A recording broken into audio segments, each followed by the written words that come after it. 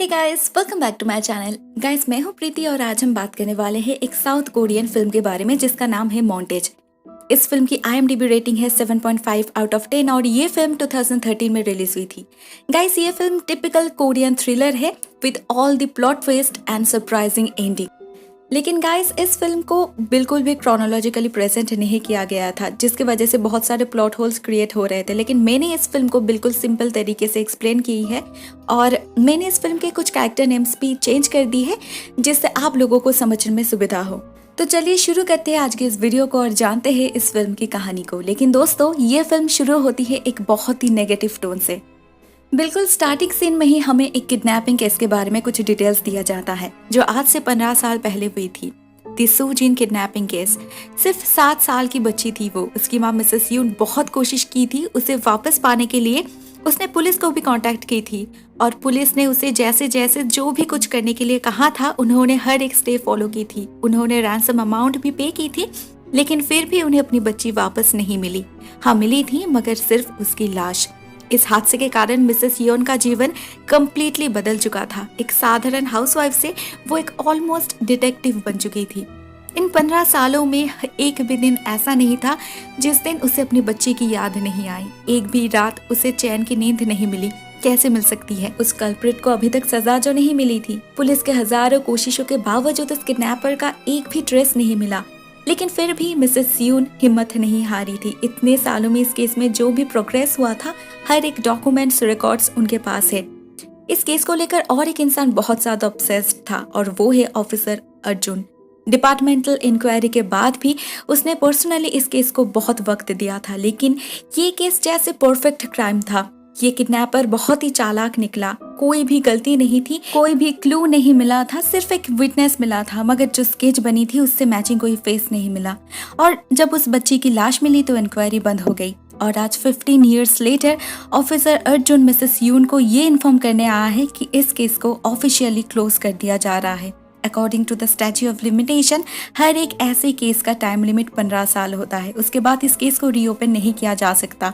आज से 5 दिन बाद अगले 19 जुलाई को ये केस एक्सपायर्ड होने वाला है। मिसेस यून तो डिप्रेस्ड हो ही चुकी थी, लेकिन ऑफिसर अर्जुन भी जैसे इस बात को हजम नहीं कर पा रहा था, तो वो उस एक्सीडेंट स्पॉट को फिर से एक बार विजिट करता है और यहीं से इस केस को एक नया लीड मिलता है। अर्जुन को वहाँ पर एक फूल मिलता है, लेकिन मिसेस यून तो कभी वहाँ पर गए ही नहीं थी, तो ये फूल किसने रखा होगा? अर्जुन वहाँ के CCTV फुटेजेस को चेक करता है और उन फुटेजेस में उसे एक हुडेड आदमी नजर आता है जिसने वो फूल रखा था और जिसका फेस कुछ हद तक उस स्केच से मैच कर रहा था। लेकिन वो आदमी वहाँ से बाय फुट जंगल के अंदर घुस गया था। तो अर्जुन और एक ऑफिसर चा के साथ उस जंगल को सर्च करता है और उन्हें वहाँ पर गाड़ी की टायर प्रिंट्स मिलती है जो नॉर्थ के तरफ जा रहा था। और ये पर्टिकुलरली वही जगह है जहाँ पर उस किडनैपर ने 15 साल पहले गाड़ी पार्क किया था। अर्जुन श्योर है ये वही किडनैपर है, लेकिन उस रास्ते पे आगे कोई भी कैमरा नहीं था। सोचने पर अर्जुन को याद आता है कुछ लोग गाड़ी में डैश कैम इंस्टॉल करता है। अगर उस रात उस रास्ते से ऐसी कोई गाड़ी निकली होगी 140 AM से 150 AM के बीच, तो जरूर उस कैमरा में कुछ ना कुछ रिकॉर्ड हुआ होगा। वो लोग इन्वेस्टिगेशन शुरू करते हैं। उन्हें डैश कैम वाली गाड़ी भी मिल जाती है और CCTV फुटेजेस और इस गाड़ी की डैश कैम फुटेजेस कंपेयर करने पर पता चलता है एक ब्लैक कार्निवल एक्स्ट्रा है, मतलब यही वो किडनैपर की गाड़ी है। अर्जुन ध्यान से चेक करने लगता है, मगर अनफॉर्चुनेटली उस गाड़ी पे कोई भी नंबर प्लेट ही नहीं था। अपेरेंटली ये एक डेड एंड था, लेकिन फिर भी अर्जुन रुकना नहीं चाहता था। उसे उस स्पॉट से जो गाड़ी की टायर प्रिंट्स मिली थी उससे वो इस शहर में जितनी भी ब्लैक कार्निवल थी हर एक की टायर प्रिंट्स मैच कर रहा था, मगर फिर भी उन्हें कुछ भी नहीं मिला, कुछ भी नहीं। वो उन फुटेजेस को फिर से एक बार चेक करता है माइन्यूटली और तब उसे एक स्टिकर दिखाई देता है जो उस गाड़ी पे था। और नेक्स्ट डे जब वो उस गाड़ी को ढूंढते ढूंढते थक चुका था, तभी अचानक उसे अपने आंखों के सामने एक गाड़ी दिखती है जो एक ब्लैक कार्निवल थी और उस पर वही एग्जैक्टली वही स्टिकर लगा था। It's a miracle. अर्जुन जल्दी से ड्राइवर को ढूंढने लगता है और तभी उसे एक हुडेड व्यक्ति दिखाई देता है जो अर्जुन को देखते ही भागने लगता है। वो उसका पीछा करते हुए एक रेस्टोरेंट तक भी पहुंच जाता है, मगर वो आदमी वहां से उसे चकमा देकर भागने में कामयाब हो जाता है। अर्जुन उस आदमी का शक्ल तक नहीं देख पाया था और आज है 19 जुलाई, तो ऑफिशियली ये केस भी बंद हो गया। अर्जुन को बहुत बुरा लग रहा था, लेकिन वो और क्या कर सकता था। लेकिन शायद उस किडनैपर को इस खेल में मजा आने लगा था। एक रात हम उसी हुडेड आदमी को देखते हैं पार्किंग लॉट से गाड़ी चोरी करते हुए, और अगले ही दिन और एक बच्ची की किडनैपिंग की खबर मिलती है, वो भी अपने ही घर से। वो छोटी सी बच्ची अपने दादाजी के साथ घर के सामने ही खेल रही थी। अचानक घर के लैंडलाइन में कोई कॉल करता है और जैसे ही उसका दादाजी फोन रिसीव करने घर के अंदर जाता है, कोई उस बच्ची को उठा लेता है। फोन रिसीव करने पर दादाजी को सिर्फ उस बच्ची की चिल्लाने की आवाज सुनाई देती है। पुलिस को कांटेक्ट करने पर वो लोग तुरंत इन्वेस्टिगेशन शुरू कर देते हैं। घर के फोन को टैप किया जाता है और जैसे ही वो किडनैपर रैंसम के लिए कॉल करता है, वो लोग उस किडनैपर का लोकेशन ट्रैक कर लेते हैं। लेकिन तब तक उस बच्ची का दादाजी वहां से गायब हो चुका था। एनीवेज, इन्वेस्टिगेटर्स उस लोकेशन पर पहुंच जाते हैं और उन्हें वो पे फोन भी मिल जाता है जिसे वो कॉल किया गया था। कॉल रिकॉर्ड्स भी मैच कर रहा था, लेकिन ना उस फोन पे कोई फिंगरप्रिंट्स थी, ना कोई विटनेस मिला। सिर्फ उस बूथ में उन्हें एक बॉन्ड सिगरेट मिला जो फॉरेंसिक के लिए भेज दिया गया। सब कुछ ठीक ही चल रहा था, लेकिन सबसे वियर्ड बात ये है, वो फोन बूथ मेन रोड से काफी दूर है। वो जगह काफी आइसोलेटेड है, लेकिन जब उस आदमी ने फोन किया था तब उसके आसपास बहुत सारी ट्रैफिक की आवाज सुनाई दे रही थी। लेकिन ये भी हो सकता है कोइंसिडेंटली उसी समय वहां से कुछ गाड़ी गुजर रही थी, so it's not a big deal. कुछ देर बाद वो किडनैपर फिर से कॉल करता है और इस बार उस बच्ची की माँ, वो बच्ची जिंदा है, इस बात का सबूत मांगता है। तो वो आदमी उसे गार्बेज ट्रक के बारे में कहता है जो उस घर के सामने से ठीक 3 मिनट के अंदर गुजरने वाला है। इस बात का पता चलते ही उसकी माँ पागलों की तरह भाग कर बाहर निकलती है और उस वैन को रोकती है। बहुत ढूंढने के बाद उसे वहां से एक एनवेलप मिलता है जिसके अंदर उनकी बच्ची की एक फोटो थी। पुलिस इस फोटो को चेक करता है। देखने से तो ये बच्ची बिल्कुल ठीक ही लग रही थी, मगर इसमें जो बैकग्राउंड दिखाई दे रहा था वो कोई पुराना घर का लग रहा था। पुलिस इस फोटो को और भी अच्छे से चेक करने लगता है और चीफ डिटेक्टिव और एक ऑफिसर रे को इस केस से सिमिलर और कोई केस ढूंढने के लिए भेजता है। रे केस हिस्ट्री चेक करता है और तब जाके उसे सुजैन केस के बारे में पता चलता है। 15 साल हो चुका था तो ऑनलाइन रिकॉर्ड्स तो डिलीट किया गया था, अभी सिर्फ फिजिकल रिकॉर्ड्स ही बचा था। रे स्टोरेज चेक करने जाता है तो उसे एक बॉक्स तो मिल जाता है, मगर उसमें कुछ भी नहीं था, सिर्फ एक कागज को छोड़कर। और इस कागज पर उसे इन्वेस्टिगेटिंग ऑफिसर अर्जुन का नाम मिल जाता है। नेक्स्ट डे रे अर्जुन से मिलने जाता है और हमें पता चलता है ये दोनों एक दूसरे को पहले से ही जानते थे। रे अर्जुन से इस रिसेंट केस के बारे में इंफॉर्मेशन शेयर करता है और सिमिलरिटीज को देखते हुए अर्जुन श्योर है ये आदमी वही किडनैपर है। और अगर उसका गेस सही है तो वो किडनैपर कल दोपहर 2 बजे लोकल ट्रेन स्टेशन के 5 नंबर प्लेटफॉर्म में 50,000 रुपीज छोड़ने के लिए कहेगा। और उसका ये गेस बिल्कुल सही था। किडनैपर उसी जगह पे एग्जैक्टली वही अमाउंट डिमांड करता है। लास्ट टाइम प्रिपरेशन लेकर भी अर्जुन उस आदमी को ढूंढ नहीं पाया था, लेकिन आज वो डिटरमाइंड है, जो भी हो वो उस आदमी को अरेस्ट करके रहेगा। नेक्स्ट डे के लिए वो लोग एलाबोरेटली प्लान करते हैं। स्टेशन के अंदर बाहर ऑफिसर्स को अपॉइंट किया जाता है।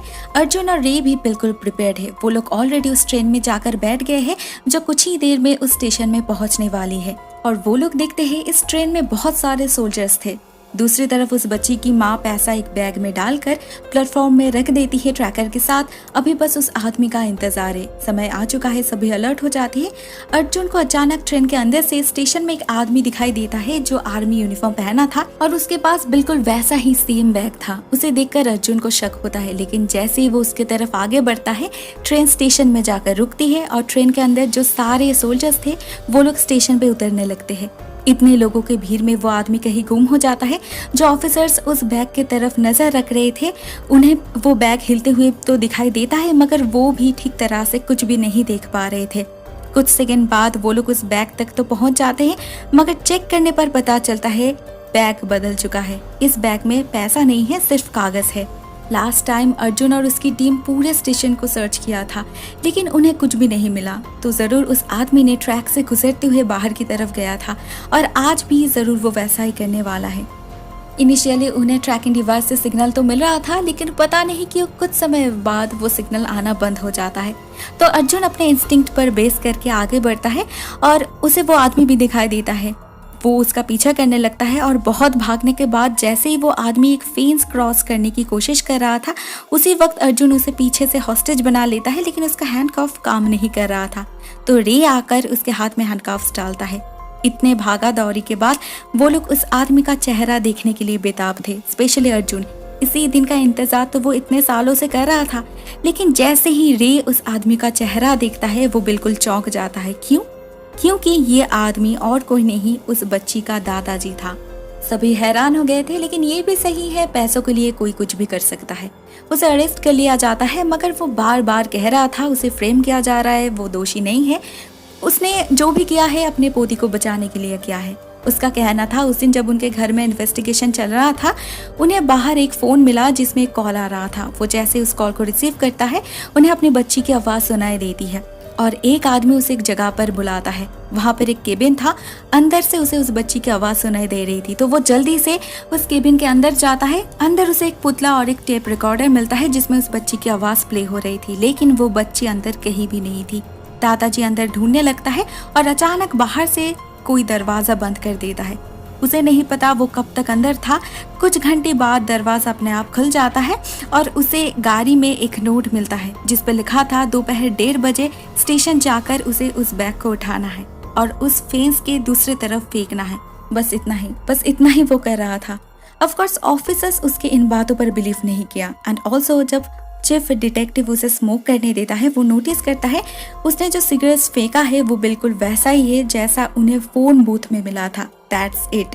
उन्हें बहुत सबूत मिल चुका था और मोटिव बैकग्राउंड चेक करने पर पता चलता है उन्हें एक बिजनेस स्टार्ट करने के लिए बहुत पैसों की जरूरत थी। तो उसने लोन के लिए अप्लाई किया था, मगर बार बार वो रिजेक्ट हो रहा था। और उस वक्त मैनेजर था उस बच्ची का पिता, मतलब उनका दामाद। तो बदला लेने के लिए उसने ये सब किया, लेकिन इतना सब कुछ करने के बाद भी उन्हें बच्ची नहीं मिली थी। पुलिस को लग रहा था शायद उसने उस बच्ची को मार कर कहीं दफना दिया है। केस सॉल्व हो चुका था। बाकी पुलिस ऑफिसर्स बहुत खुश थे, लेकिन अर्जुन को पता नहीं कुछ मिसिंग लग रहा था। वो कुछ भी करके खुद को कन्विंस नहीं कर पा रहा था, क्योंकि सच में इस आदमी के पास वैसा कोई मोटिव तो था नहीं। सिर्फ पैसों के लिए कोई कैसे अपने ही पोती का किडनैप और खून कर सकता है? नहीं, ऐसा नहीं हो सकता था। तो अर्जुन खुद जाकर उस केबिन को सर्च करता है और उसे वहां से वो कैसेट भी मिल जाता है जिसके बारे में दादाजी कह रहा था। अर्जुन इस बारे में रे और चीफ डिटेक्टिव से बात करता है, मगर रे बिल्कुल श्योर है ये दादाजी ही वो किडनैपर है, क्योंकि उस बच्चे की माँ ने खुद बताई थी उनके पिता ने ही इनिशियली पुलिस को कॉल करने से उन्हें मना किया था। इसके बाद पुलिस जब उस आदमी के घर में सर्च की तो उन्हें वहां पर बिल्कुल वैसा ही बैकग्राउंड देखने को मिला जो उस फोटो में था। एंड लास्टली जब उन लोगों ने रैंसम कॉल के साथ दादाजी का रिसेंट वॉइस मैच किया तो तब उन्हें रिजल्ट में 94% मैच मिला। इससे ज्यादा और क्या सबूत चाहिए था? और इसका जवाब अर्जुन के पास भी नहीं था, लेकिन फिर भी अर्जुन 100% श्योर होना चाहता था। तो वो सारे रिकॉर्ड्स लेकर एक वॉइस एनालिस्ट के पास जाता है। उसके पास 15 इयर्स पहले का रिकॉर्ड भी था और रिसेंटली अर्जुन को उस केबिन के अंदर से जो कैसेट मिला था वो इस आदमी को देता है, जिसमें बच्ची के वॉइस के साथ साथ और एक वॉइस भी था। सारे रिकॉर्ड्स को एनालाइज करने के बाद एक बहुत बड़ा राज का खुलासा होता है। पता चलता है दोनों केसेस में सस्पेक्ट्स की आवाज बिल्कुल सेम है, मतलब दोनों केसेस में ही दादाजी ही वो किडनैपर था। लेकिन रिसेंट एक रिकॉर्ड में एक ऐसे व्यक्ति की आवाज है जो बिल्कुल भी होना नहीं चाहिए था, और वो है मिसेस यून की, सिंजू की माँ और लास्ट केस में विक्टिम। इसी वक्त हमें पता चलता है 19 जुलाई उस रेस्टोरेंट में जब अर्जुन उस हुडेड आदमी को देखा था तब मिसेस यून बहुत खुश हुई थी। उसे लगा था इतने सालों के बाद जब उन्हें एक क्लू मिला है तो इन्वेस्टिगेट करने से उन्हें श्योरली वो कल्प्रिट भी मिल जाएगा। लेकिन अर्जुन उन्हें याद दिलाता है ये केस एक्सपायर हो चुका है और वो कुछ नहीं कर सकता। मिसेस यून उसे और फोर्स नहीं करती, मगर वो खुद इस केस को इन्वेस्टिगेट करने लगती है। वो पर्सनली उस रेस्टोरेंट में जाकर ओनर से बात करती है और उसे वहां पर एक छाता मिलता है जो शायद उस हुडेड आदमी ने छोड़ कर गया था, और उस छाते पर एक बैंक का लोगो था। मिसेस यून उस बैंक में जाकर एक एम्प्लॉय से बात करती है और उसे पता चलता है ये छाता बस उनकी स्पेशल क्लाइंट्स को ही दिया जाता है, जिनका नाम और फोन नंबर मिसेस यून को कुछ पैसों के बदले में मिल जाता है। लेकिन उसे एड्रेस भी चाहिए था, तो वो अर्जुन को कॉल करके रिक्वेस्ट करती है, मगर अर्जुन उसका वॉइस मेल ही नहीं सुनता। मिसेस यून खुद ही कुछ जुगाड़ करके इनका एड्रेस ढूंढ निकालती है और उनके घर में जाकर क्लूज ढूंढने लगती है, और एक आदमी के घर में जाने पर उसे कुछ प्रूफ्स मिलता है जो इंडिकेट कर रहा था यही वो आदमी है, यही वो खूनी है। मिसेस यून को इस घर से एक एल्बम मिलता है और वही स्केच भी, और दोनों को कंपेयर करने से उसे पता चलता है इस घर के मालिक का शक्ल कुछ हद तक उस स्केच से मिलता है। उसे उस घर से कुछ डॉक्यूमेंट्स भी मिलता है जिससे उसे पता चलता है 15 साल पहले इस घर के मालिक को बहुत पैसों की जरूरत थी अपने बेटी की ट्रीटमेंट के लिए। इस घर में मिसेस यून को कैलेंडर भी दिखाई देता है जिसपे इस व्यक्ति ने रेड मार्क किया था 19 जुलाई, और उसका कारण समझने में मिसेस यून को बिल्कुल भी देर नहीं हुआ। इस घर का मालिक तब तक घर लौट आया था और उसका एक झलक हमें दिखाई देता है। फिर से एक बार प्रूफ होता है इस घर का मालिक, वो किडनैपर और वो खूनी और कोई नहीं, उस छोटी सी बच्ची का दादाजी ही है। 15 साल पहले उन्होंने अपने बच्ची के ट्रीटमेंट के लिए मिसेस यून की बच्ची सुजिन का किडनैप किया था और प्रोबेबली उसे खून भी किया था। सब कुछ देखकर मिसेस यून बिल्कुल श्योर है यही वो खूनी है और उनका मन हो रहा था वो इसी वक्त यहीं पर इस आदमी का खून कर दे, लेकिन वो बहुत मुश्किल से अपने आप को संभाली। उस दिन उस घर में रहते हुए मिसेस यून को इस व्यक्ति की पोती दिखी थी जो अपने दादाजी के गोद में खिलखिला रही थी, और उसे देखकर ही मिसेस यून डिसाइड करती है इस आदमी ने जो किया है उसके लिए उसे रिपेंट करना होगा। तो वो नेक्स्ट डे से ही काम पर लग गई थी। उसके पास 15 साल पुराना रिकॉर्ड्स था और उसने बिल्कुल वैसा ही सब कुछ प्लान की थी जैसी 15 साल पहले हुई थी। उसने सबसे पहले उस बच्ची को उठाई और उसका वॉइस रिकॉर्ड की, और इसे करते वक्त ही उसकी अपनी वॉइस भी रिकॉर्ड हो गई जो उसे नहीं पता चला। इसके बाद फोन करके उस आदमी को उस केबिन में बुलाई और बाद में उसे पैसा लाने के लिए इंस्ट्रक्ट की। पुलिस के नजरों से उसे दोषी बनाने का परफेक्ट प्लान की थी मिसेस यून ने। अपैरेंटली हर किसी को ये केस फर्स्ट केस का कॉपी लग रहा था। अगर अर्जुन ध्यान से नहीं देखता तो ये सच्चाई कभी भी रिवील ही नहीं होता। अर्जुन मिसेस यून का फोन ट्रेस करके उनकी लोकेशन के बारे में पता लगाता है।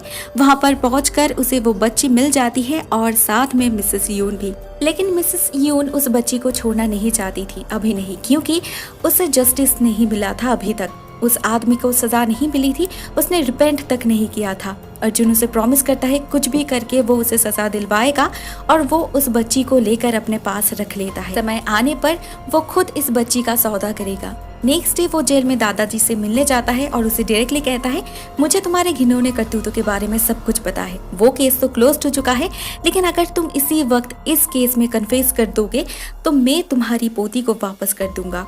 उस आदमी को लगा था उसकी पोती मर चुकी है, वो जिंदा है ये जानकर उसे रियलाइज होता है उसके और रिसेंट किडनैपर के बीच का फर्क क्या है, और वो कन्फेस करने के लिए राजी हो जाता है। एंड एज द रिजल्ट उसे 15 साल की जेल होती है। मिसेस यून को जस्टिस मिल चुका था। इतने सालों से वो इसी दिन का वेट तो कर रही थी। आज सुजिन के आत्मा को शांति मिलेगी। लेकिन क्या वो दादाजी सच में खूनी था? नहीं। फ्लैशबैक में हमें पता चलता है उसने मिसेस यून को कॉल करके हाईवे पे बुलाया था और वो वहां पर सुजिन को लेकर ठीक समय पहुंच भी गया था। उसे पैसा मिल चुका था तो उस बच्ची को मारने का कोई भी इंटेंशन उसका नहीं था। लेकिन जैसे ही वो सुजिन को बॉक्स से निकालता है, सुजिन उस पर पेंसिल से हमला करके भागने लगती है और भागते समय वो किसी चीज से टकरा कर नीचे गिर जाती है, जिससे वहीं पर उसकी मौत हो जाती है और उसकी लाश जाकर नीचे हाईवे पर गिरती है जो मिसेस यून को मिली थी।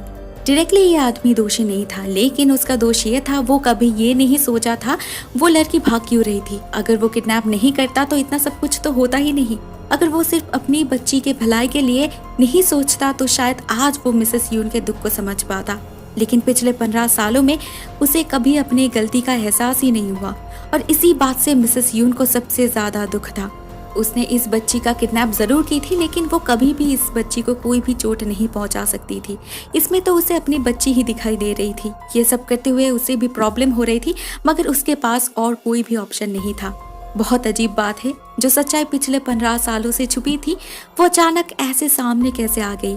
मुश्किल है लेकिन इम्पॉसिबल नहीं, क्योंकि इस बार इस केस को कोई पुलिस इन्वेस्टिगेट नहीं कर रही थी, एक माँ कर रही थी। और एक माँ अपनी बच्ची के लिए कुछ भी कर सकती है, किसी भी हद तक जा सकती है।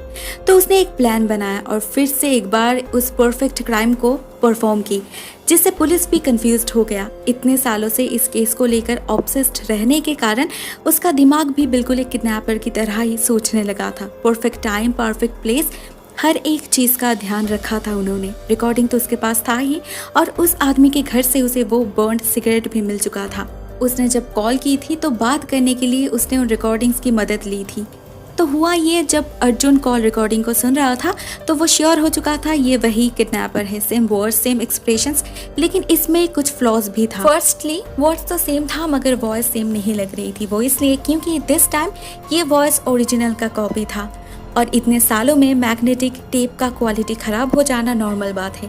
और रे जिस बात को लेकर टेंस्ड था, उस स्पॉट में कोई ट्रैफिक तो था ही नहीं, तो आवाज़ कहाँ से आ रही थी? वो इसलिए क्योंकि मिसेस यून जो रिकॉर्डिंग्स प्ले कर रही थी उसमें ऑलरेडी बहुत सारी आवाज़ थी। अर्जुन को इस बात पे भी बिलीव नहीं हो रहा था। कोई किडनैपर जो फिंगरप्रिंट्स रिमूव करना नहीं भूलता, वो कैसे अपने सिगरेट्स को वहाँ पर फेंक सकता है? वो समझ चुका था ये इंटेंशनल है, कोई इंटेंशनली उन्हें गुमराह करने के लिए यह सब कर रहा है। लेकिन इन सब के पीछे मिसेस यून था, उसने ये कभी भी नहीं सोचा था। लेकिन जब उसे असलियत के बारे में पता चला तब वो खुद भी मिसेस यून को हेल्प करने लगा।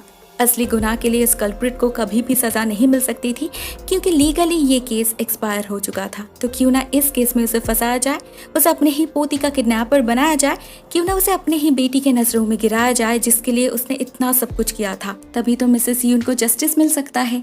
फाइनली हुआ भी यही, उस कल्प्रिट को सजा मिली, मिसेस यून को जस्टिस मिला और ये फिल्म एक पॉजिटिव नोट के साथ एंड हुई। दोस्तों, मैं ये वीडियो यहाँ पर ही एंड करती हूँ। मुझे पता है वीडियो थोड़ा सा लंबा हो गया है, लेकिन मैं कोई भी डिटेल्स मिस करना नहीं चाहती थी। Thank you so much for watching this video guys, it means a lot to me. Tata.